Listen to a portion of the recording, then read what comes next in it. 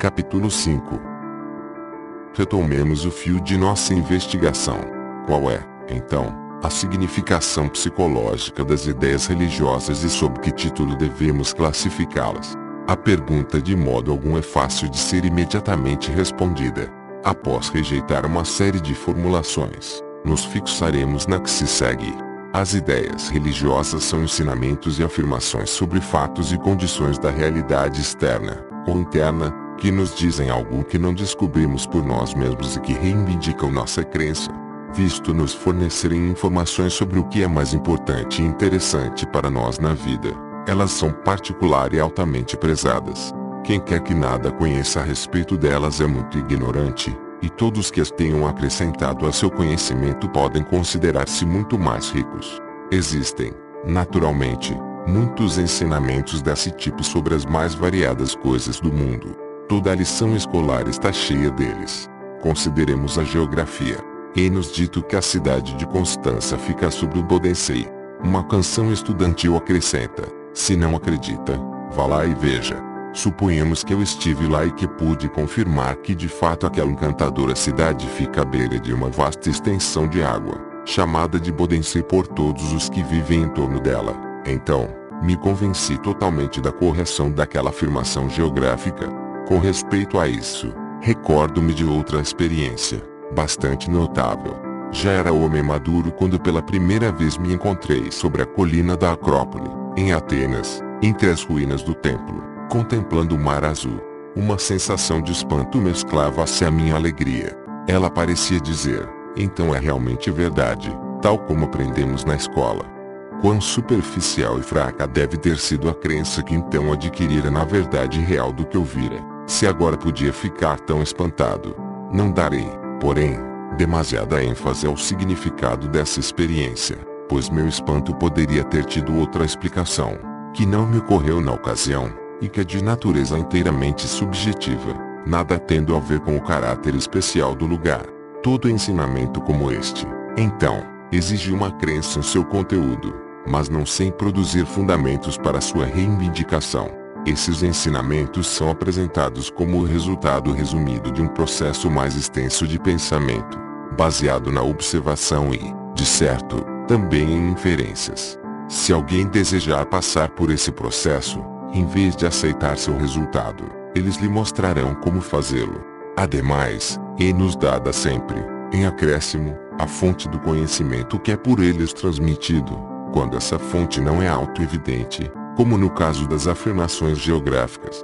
Por exemplo, a Terra tem a forma de uma esfera. As provas aduzidas para isso são o experimento do pêndulo de Foucault, o comportamento do horizonte e a possibilidade de circunnavegá-la.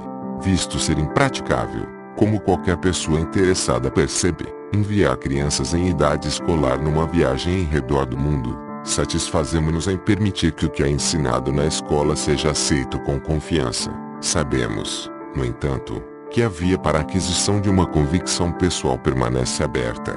Tentemos aplicar o mesmo texto aos ensinamentos da religião. Quando indagamos em que se funda a sua reivindicação a ser acreditada, deparamo-nos com três respostas, que se harmonizam de modo excepcionalmente mal umas com as outras. Em primeiro lugar, os ensinamentos merecem ser acreditados porque já o eram por nossos primitivos antepassados. Em segundo, possuímos provas que nos foram transmitidas desde esses mesmos tempos primeiros. Em terceiro, é totalmente proibido levantar a questão de sua autenticidade. Em épocas anteriores, uma tal presunção era punida com os mais severos castigos, e ainda hoje a sociedade olha com desconfiança para qualquer tentativa de levantar novamente a questão. Esse terceiro ponto está fadado a despertar nossas mais fortes suspeitas. Afinal de contas, uma proibição desse tipo só pode ter uma razão, que a sociedade se acha bastante cônscia da insegurança da reivindicação que faz em prol de suas doutrinas religiosas. Caso contrário, de certo estaria pronta a colocar os dados necessários à disposição de quem quer que desejasse chegar à convicção. Assim sendo, é com uma sensação de desconfiança difícil de apaziguar que passamos ao exame dos outros dois fundamentos de prova. Temos que acreditar porque nossos antepassados acreditaram, mas nossos ancestrais eram muito mais ignorantes do que nós. Acreditavam em coisas que hoje não nos é possível aceitar, e ocorre-nos a possibilidade de que as doutrinas da religião possam pertencer também a essa classe. As provas que nos legaram estão registradas em escritos que, eles próprios, trazem todos os sinais de infidedignidade. Estão cheios de contradições, revisões e falsificações e, mesmo onde falam de confirmações concretas, elas próprias acham-se inconfirmadas. Não adianta muito asseverar que suas palavras, ou inclusive apenas seu conteúdo, se originam da revelação divina, porque essa asserção é, ela própria, uma das doutrinas cuja autenticidade está em exame, e nenhuma proposição pode ser prova de si mesma.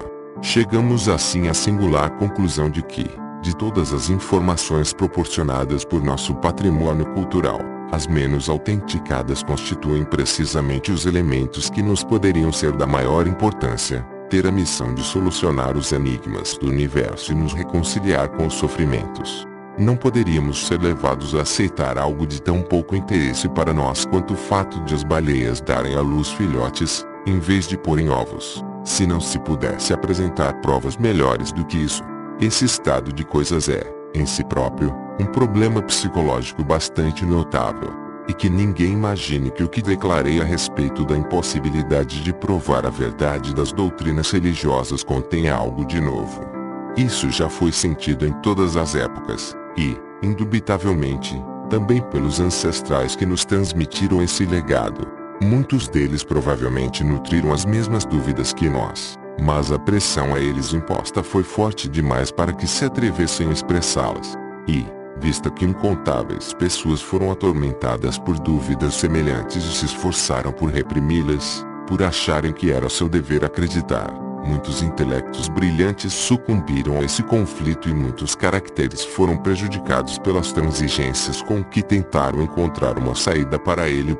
Se todas as provas apresentadas em prol da autenticidade dos ensinamentos religiosos se originam do passado, é natural que se passe a olhar em volta e se veja-se o presente, sobre o qual é mais fácil formar julgamentos, não será capaz de fornecer provas desse tipo. Se, por esse meio, alcançássemos êxito em liberar da dúvida mesmo uma parte isolada do sistema religioso, a sua totalidade ganharia imensamente em credibilidade. Os processos dos espiritualistas vêm a nosso encontro nesse ponto. Eles estão convencidos da sobrevivência da alma individual e procuram demonstrar-nos, para além de qualquer dúvida, a verdade dessa doutrina religiosa. Lamentavelmente, não conseguem refutar o fato de o aparecimento e as palavras dos espíritos serem simplesmente produtos de sua própria atividade mental. Invocaram os espíritos dos maiores homens e dos mais eminentes pensadores, mas todos os pronunciamentos e informações que deles receberam foram tão tolos e tão deploravelmente sem sentido que neles nada se pode encontrar de crível, exceto a capacidade dos espíritos em se adaptarem ao círculo de pessoas que os conjuraram. Devo agora mencionar duas tentativas que foram feitas, ambas as quais transmitem a impressão de serem esforços desesperados, para fugir ao problema. Uma, de natureza violenta, é antiga, a outra, sutil e moderna. A primeira é o credo que absurdum, do primeiro padre da Igreja. Sustenta que as doutrinas religiosas estão fora da jurisdição da razão, acima dela. Sua verdade deve ser sentida interiormente, e não precisam ser compreendidas. Mas esse credo só tem interesse como autoconfissão, como declaração autorizada, não possui força obrigatória. Devo ser obrigado a acreditar em todos os absurdos, e caso não, porque nesse em particular, acima da razão não há tribunal a que apelar. Se a verdade das doutrinas religiosas depende de uma experiência interior que dá testemunha dessa verdade, o que se deve fazer com as muitas pessoas que não dispõem dessa rara experiência? Pode-se exigir que todo homem utilize o dom da razão de que é possuidor, mas não se pode erigir, com base num motivo que existe apenas para poucos, uma obrigação que se aplique a todos. Se determinado homem obteve uma convicção inabalável a respeito da verdadeira realidade das doutrinas religiosas, a partir de um estado de êxtase que o comoveu profundamente, que significação isso tem para os outros?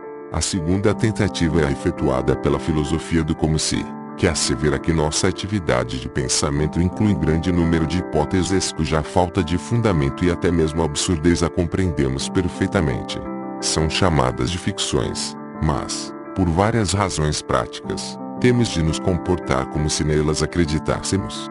Tal é o caso das doutrinas religiosas, devido à sua incomparável importância para a manutenção da sociedade humana. Essa linha de argumentação não se afasta muito do credo que é absurdo, mas penso que a exigência feita pelo argumento do como se é uma exigência que só o filósofo pode apresentar. Um homem cujo pensar não se acha influenciado pelos artifícios da filosofia nunca poderá aceitá-la. Na opinião de tal homem, a admissão de que algo é absurdo ou contrário à razão não deixa mais nada a ser dito. Não se pode esperar dele que, precisamente ao tratar de seus interesses mais importantes, abra mão das garantias que exige para todas as suas atividades comuns. Lembro-me de um de meus filhos que se distinguia, em idade precoce, por uma positividade particularmente acentuada. Quando estava sendo contada às crianças uma história de fadas e todas a escutavam com embevecida atenção, ele se levantava e perguntava: "Essa história é verdadeira?" Quando se respondia que não, afastava-se com um olhar de desdém. Podemos esperar que dentro em breve as pessoas se comportem da mesma maneira para com os contos de fadas da religião, a despeito de tudo que o como se advogue. Atualmente, porém, elas ainda se conduzem de modo inteiramente diferente e, em tempos passados, as ideias religiosas, a despeito de sua incontrovertível falta de autenticidade, exerceram a mais forte influência possível sobre a humanidade. Trata-se de um novo problema psicológico. Devemos perguntar onde reside a força interior dessas doutrinas e a que devem sua eficácia, independente, como é, do reconhecimento pela razão.